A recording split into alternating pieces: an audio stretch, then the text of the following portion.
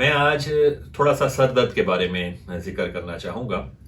Sir दर्द के मुतालिक एक ख्याल पाया जाता है कि ये अमूमन ब्लड प्रेशर की वजह से या किसी भी वजह से है, तो हम अमूमन कोई ना कोई दवा ले लेते हैं जिसमें डिस्प्रिन, मैग्नोपायरल या कोई भी दवा हम उसका इस्तेमाल करते हैं और सर दर्द ठीक हो जाता है। कुछ लम्हे बाद, कुछ दिनों बाद, कुछ टाइम के बाद सर दर्द दोबारा हो जाता है। हम इसको एक बीमारी के तौर पे जानते हैं और इसका इलाज करते रहते हैं। बेसिकली ये इलाज नहीं होता।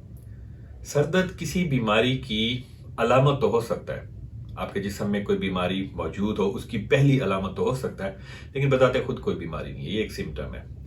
मिसाल के तौर पे टाइफाइड बुखार अगर आपके जिस्म में दबा हुआ हो, अगर चिकन पॉक्स हो या इन्फ्लुएंजा हो या ट्यूबरकुलोसिस की कोई का आपके जिस्म में हो, तो उसकी पहली अलामत ये हो सकता है, या वो हो रही होती है बीमारी या वो हो चुकी होती है, वो जिस्म में दबी हुई होती है, तो वो सर दर्द उसकी एक अलामत हो सकता है। इसके अलावा या शरियाने और वरीदों की बीमारियों को भी इसमें हम कंसीडर कर सकते हैं कि अगर ब्लड प्रेशर का कोई इशू रहता है या जिसमें में कोलेस्ट्रॉल लेवल का कोई इश्यूज हैं, तो उसकी वजह से भी सर दर्द हो सकता है। नफसियाती अवारिस जिसके अंदर स्ट्रेस, डिप्रेशन और नींद का ना आना, ये बीमारियां भी दिमागी अमराज के अंदर शामिल होती हैं, जिसकी वजह से हो सकता है कि आपको सर दर्द की शिकायत रहती हो। इसके अलावा तीसरे आप ज़रा गौर से देखें तो गर्दन और सर की खोपड़ी, इसके अंदर अगर मुसलसल अकड़ाव रहे, आपका तकिया कोई ऐसा फ्लेक्सिबल नहीं है, आपकी गर्दन मुसलसल एक ही जगह पे अकड़ी रहती है, या इस किस्म के अगर मसाइल हों, तो उसमें भी सर दर्द मुसलसल आपको महसूस होगा कि वो आपके सर में दर्द रहता है। इसके अलावा नाक, कान और दांत, अगर नाक में कोई मसाइल हैं, नाक का कोई इशू है, दांत के कोई मसाइल हैं या कान के अंदर कोई मसला है, तो वो भी बीमारी तो नाक, कान और दांत में है, लेकिन आपको सर दर्द की शिकायत रह सकती है। और अगर हम एक और चीज़ देखें तो मेटाबॉलिक अमराज में जैसे गुर्दों के अंदर आप देखें कि अगर गुर्दे पेशाब को प्रॉपर फिल्टर ना कर रहे हो, तो उसके अंदर यूरिया हमारे खून में शामिल होना शुरू हो जाता है। उसकी वाफिल मिकदार में यूरिया का गुर्दों खून में स्टोर होना जो है ना, वो भी सर दर्द का बायस बन सकता है।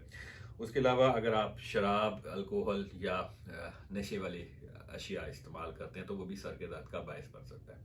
ये सारी बात बताने का मकसद ये था कि हम लोग अमूमन ये करते हैं कि सर दर्द के लिए कोई दवा खा लेते हैं, सर दर्द ठीक हो जाता है, कुछ वक्त के बाद दोबारा हो जाता है, लेकिन ये सिलसिला लगातार चलता रहता है। सर दर्द से मुस्तकिल तौर पे छुटकारा हासिल करने के लिए ज़रूरी है कि हम अपनी उसके ऊपर नज़र रखें कि हम किन वायरस में, किन अमराज के अंदर मुब्तला हैं, तो उसका अगर इलाज करेंगे तो सर दर्द खुद ब खुद रफा हो जाएगा।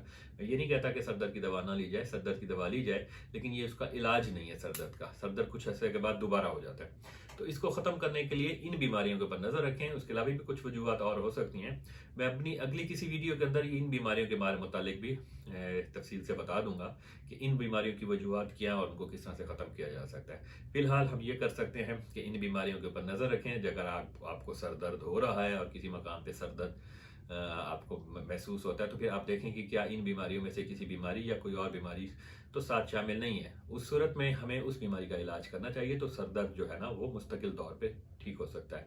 दुआओं में याद रखिएगा।